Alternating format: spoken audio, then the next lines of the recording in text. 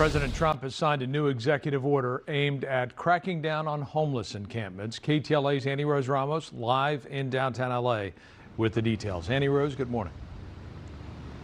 Hi, Frank. Good morning to you. Yeah, that new executive order from the president aimed at making it easier for cities and states across the country to remove homeless people from the streets. We want to get straight to that language of the order from the White House so you can see a little bit of it for yourself. It says it is targeted at removing, quote, vagrant individuals from our streets and redirects federal funds towards programs that tackle substance abuse. This order seeking to shift federal grant funding to states and cities that enforce prohibitions on urban camping, enforce prohibitions on drug use, and adopt policies allowing people with serious mental illnesses or substance abuse disorders to be forced into treatment. The governor responding to Trump's new executive order, saying it is more focused on creating distracting headlines than producing a positive impact. Well, before we get into what Newsom thinks about this, a couple of thoughts. On the outset, I'm sure a lot of Trump supporters will support this. It sounds logical. It sounds reasonable. However, from my personal perspective, as maybe somebody with more like libertarian, limited government, especially limited federal government, I don't think this is the place where the federal government should be butting its head. That's just my personal opinion. I just think that the more involved you get in terms of, in the Washington standpoint, things become less efficient, less effective, and it's not the federal government's job to make Gavin Newsom a better governor. The people voted for Gavin Newsom. Gavin Newsom created California into the image that apparently he wanted, and apparently the image that the people wanted, because not only did they voted for him several times, right? There was a recall on him, and he got voted in again. And if he ran, he would probably get voted in again, because people look at a guy that's, decent looking guy, slick back hair. Gavin Newsom is a very skilled politician. There's no doubt about it. Say whatever you want to say about his policies. He is a gifted politician. And, that's what people go for. People go for a smooth talking individual that can sell them something, and they buy it. So again, we'll see what Newsom says here. Let me just backtrack a little bit.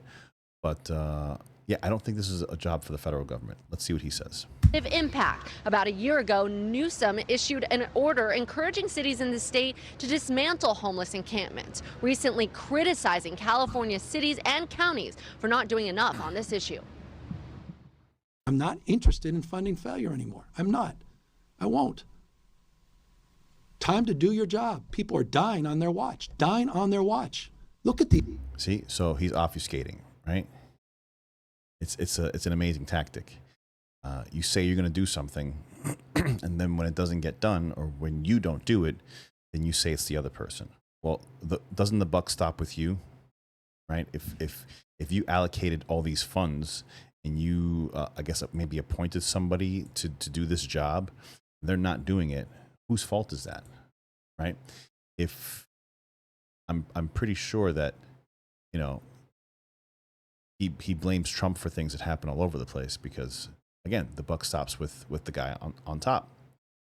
And in this scenario, he plays his political three-card Monte, move things around, and it's not my fault. It's the other people's fault. Look at these encampments. They're a disgrace. They've been there years and years and years and years. I've heard that same rhetoric for years. People are dying. Isn't that amazing? He's talking like he's not the one in charge. He's basically saying, no, I cleaned this up, or I said to go clean it up. I said, these people go do your job. The problem, what people don't realize is that all you can do with the government is, well, in this particular scenario, you're creating, let's say there's $1 billion put to fight homelessness, wherever that may be. That's $1 billion that's funded, it's been allocated, it's distributed. You're going to have nonprofits, you're going to have NGO, you're going to have a whole bunch of entities that flourish and are and thrive from that money.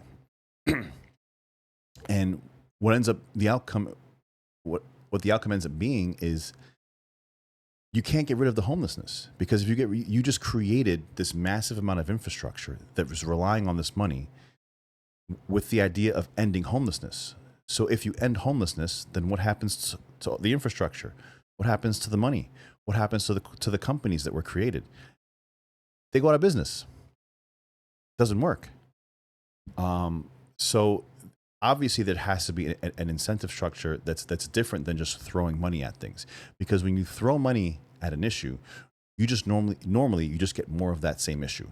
Or at best case scenario, it just doesn't improve. Right? It just stays the status quo. It's not going to get better. It can't get better. With the amount of money they spend in California, they probably could have bought every single homeless person a house. Homeless people aren't homeless because they don't have homes. The majority of homeless people are homeless because they're addicted to drugs. That's just a fact. They're addicted to drugs. There are many out there that are mentally ill. We don't see families living in tents that can't make ends meet. California has a massive amount of resources for people that come on hard times and they can't, they got kicked out of their home and they need a place to stay. That's not what we're talking about. We're talking about the perpetual, habitual people that just remain homeless, right? A lot of it's mentally ill and it's drug abusers. Back in May, the body of a mother and Army veteran was found at a homeless encampment. Her death later ruled an accident due to drug use. 46-year-old Lucrecia Macias Barajas was found dead alongside the body of a man inside a sidewalk tent in the Westlake district near downtown LA. Neighbors said at least one of the bodies found in the tent had been partially eaten by dogs. If you lived out, can you think about that?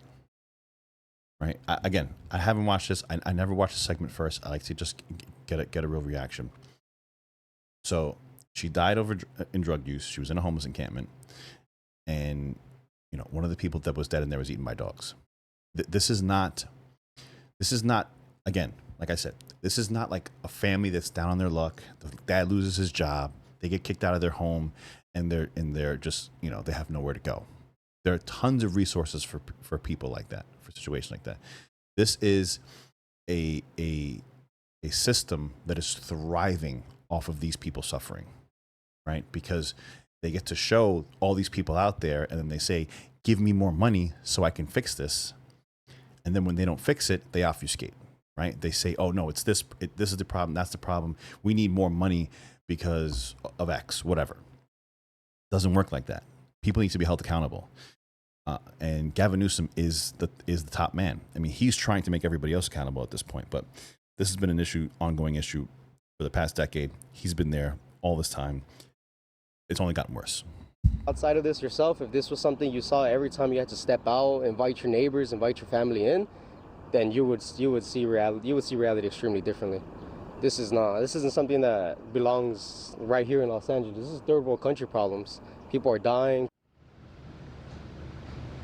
New numbers released this past week show the number of homeless people in our region has decreased for a second year in a row. But that small decline is not to minimize the crisis we are dealing with here in our area. And we're going to bring up some numbers in order for you to see exactly that. LAHSA finding in LA County there are an estimated whopping 72,000 people experiencing homelessness. That is again in LA County. And here in the city, the count is over 43,000. Even so, local officials calling the decline a victory. We believe that the drops in unsheltered homelessness in the city and the county are a direct result of their encampment resolution. You always have to be careful with wording, right? When people add a word to something, you have to stop and think. I don't know what this means, but the fact that she said unsheltered homelessness, right? So immediately, like once you start like really trying to dissect media and news and all these things like that, they just pop up to you. It's like a red flag. It just smacks you right in the face. Right? Why would you add the word unsheltered? Right? Why would you just say the decline in homelessness? I don't know. Is it something that maybe you're messing around with numbers and figures and you're getting the statistics to say what you want? Does unsheltered mean they're not in tents, right? If they're in a tent, is that considered sheltered? I don't know. If there's 100 people inside of a gymnasium, is that considered sheltered? So now they're no longer homeless? You know, again, I'm not exactly sure what that means. I kind of have to look it up. I'd be interested to dig into the data. But these are the types of things that I want, you know, people to understand and people to just start taking notice of. Like that word just smacked me right in the face, as it seems a little weird. Resolution efforts. Over the last 2 years, our leaders came together to bring people inside, and their efforts have paid off. You see, And we're standing here in downtown Los Angeles. That's kind of what it sounds like to me, to bring people inside. Inside of what? Inside of where? So, you know, like I said, if when they're doing this survey, if they just bring people inside, you know, as they're conducting surveys, do those people count? Like, it's just, I don't know. These things, they're like glaring red flags. If you guys are still here with me, please subscribe to the channel. It's one click, doesn't cost you anything. It's really fast. I promise you. Just hit the subscribe button if you can. Thanks. But yeah, man, that's something like that. It's just something that really sticks out to me. I just want to see if she finishes. Building you see next to me is where there's going to be a LAHSA meeting later on this morning, right around 8:30 this morning to be exact, where we're expecting Mayor Karen Bass to attend and hope to hear more about the numbers of homelessness here in our area. Reporting live, I'll send it back to you guys. President. Yeah, so I don't know. That's pretty interesting. Pretty interesting. Again, going back to my initial point, I don't think that this is the place. This is an issue for the federal government, right? Homelessness is a localized issue. You know, I'm not exactly sure what this order does. I'm not sure. Maybe it frees up some money to help, you know, municipalities that are trying to deal with this in the right way. But this is not a purview of the federal government, in my personal opinion. Right? It's our federal government is extremely bloated, extremely wasteful, and it's doing too many things that it was not intended to do.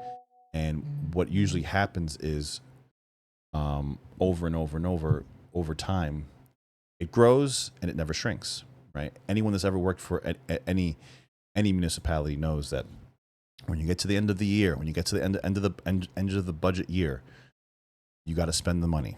Why do you have to spend the money? Because then you don't get the same budget next year if you don't spend the money.